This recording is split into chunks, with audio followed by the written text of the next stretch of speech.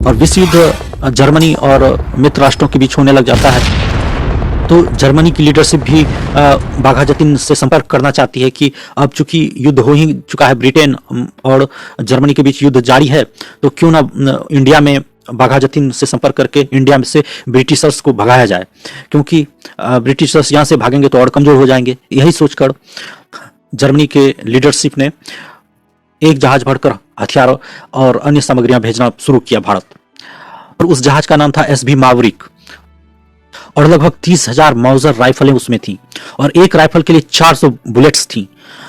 कुल मिलाकर लगभग 1,20,00,000 गोलियां थी और 30,000 माउजर राइफलें थी उस जमाने के लिए, और अन्य बहुत सारी बम बारूद से भरा हुआ लदा हुआ वो एसबी मावरिक जहाज बंगाल के तट की ओर, बालासोर की ओर निकल चुका।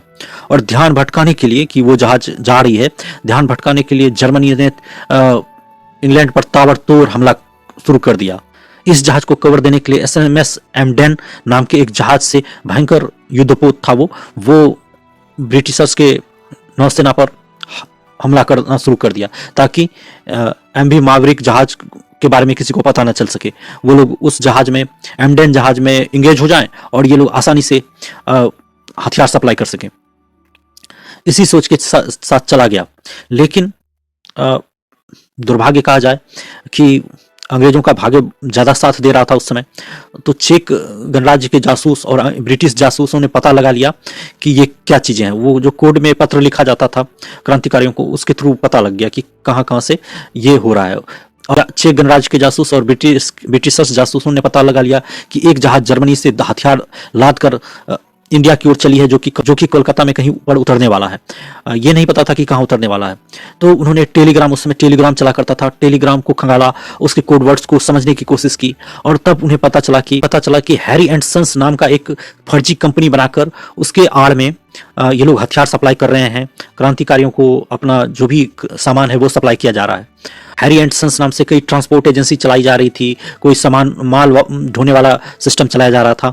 उसी के आड़ में सारा कुछ ट्रांसपोर्टेशन सिस्टम चल रहा था इन क्रांतिकारियों का। तो जब उन्हें पता चला तो उनके अंग्रेजों के पैरों तले जमीन खिसक गई। वो सोच में पड़ गए अब तक क्या हो रहा था। नाक के नीचे से सारा काम हो रहा था। ये जो हैरी एंड सन्स थी, इसने ठेकेदारी का लाइसेंस ले रखा था, मतलब हथियारों का ठेका, मतलब सरकारों को हथियार सप्लाई करने का ठेका ले रखा था।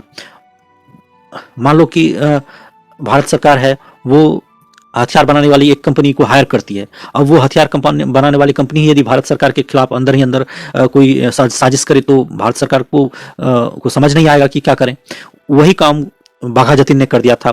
हैरी एंड सन्स नाम की कंपनी बनाई फर्जी, और उस कंपनी के माध्यम से हथियार सप्लाई किया जाता था, राशन सप्लाई किया जाता था, अन्य चीजें जो भी सैन्य उपयोगिता की चीजें थी वो सारी चीजें उस हैरी एंड सन्स कंपनी के द्वारा सप्लाई किया जाता था सरकार को, ब्रिटिश सरकार को, और उसी की आड़ में क्रांतिकारियों को भी सप्लाई किया जाता था।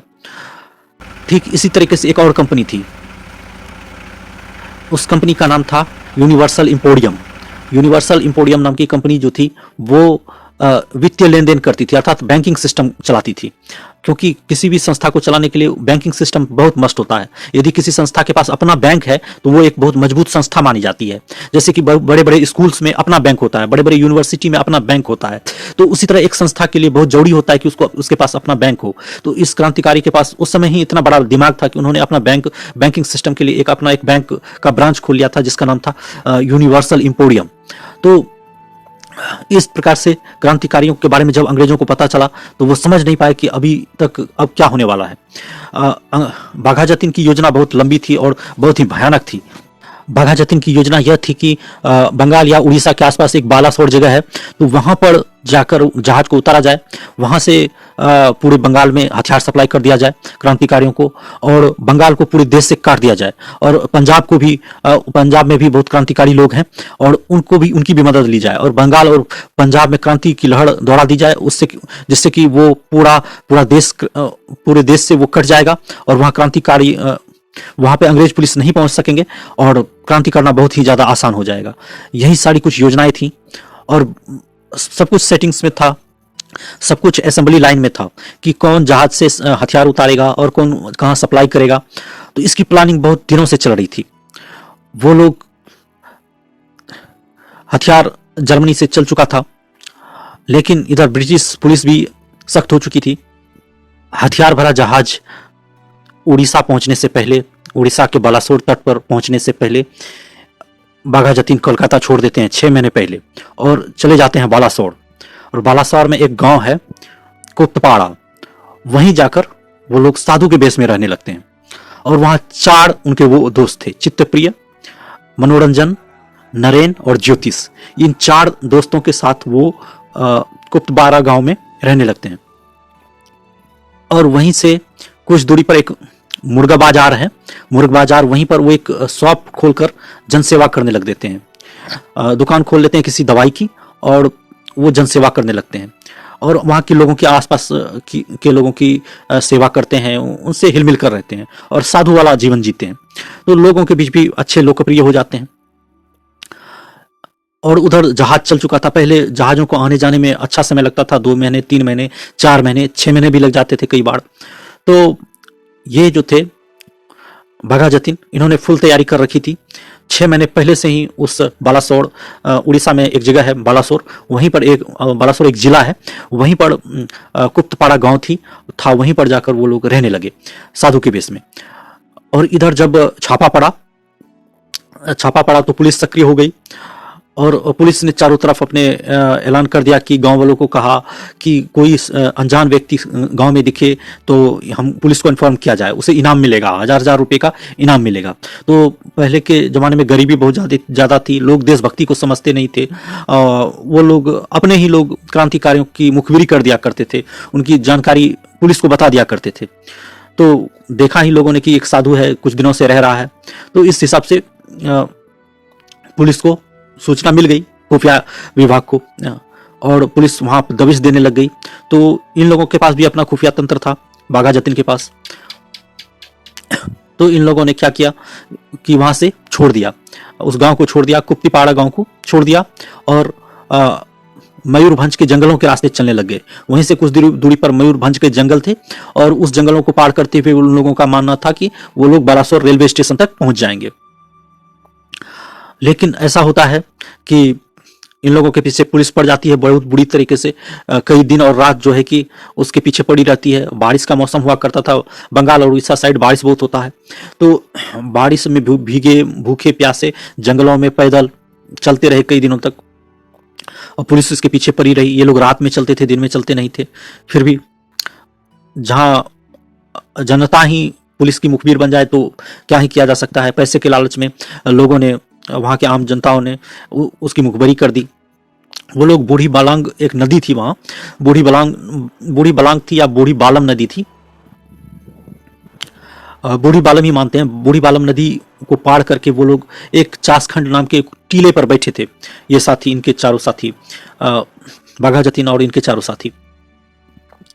और उसी समय पुलिस वहाँ घेर देती है और गोली चलने लग जाता है। करीब 75 मिनट तक गोली चलती है और उसके बाद इनके पास तो मात्र 4 लोग थे और कुछ हथियार थे, पिस्तौल थी। उन लोगों के पास भारी बंदूक थी, बड़ी लंबी दूरी की बंदूक थी, जिसके कारण ये लोग क्रांतिकारी पुलिस का मुकाबला नहीं कर सकी। ये क्रांतिकारी गोलियों से छलनी हो गए। चित्तप्रिय दास जो थे वो, उसको गोली वहीं लग गई, चासखंड जो इलाका था वहीं पर उनको गोली लगी, वहीं वो मर गए और बाकी साथी घायल हो गए और खुद बाघा जतीन भी गोलियों से छलनी हो गए। बालासोर हॉस्पिटल ले जाया गया, जो सरकारी हॉस्पिटल था, लेकिन वो बच न सके। होता यूं है कि 7 सितंबर को पुलिस उसके पीछे पड़ती है गांव में और वो जंगल ही जंगल भागते हैं 2 दिन। 7 सितंबर 1915 में पुलिस उनको गांव में पीछा करती है, वो लोग जंगल की ओर भागते हैं। मतलब 7 सितंबर से भागना प्रारंभ होता है उनका और 9 सितंबर को मुठभेड़ हो जाती है 1915 में बूढ़ी बलाम नदी को पार करते हुए।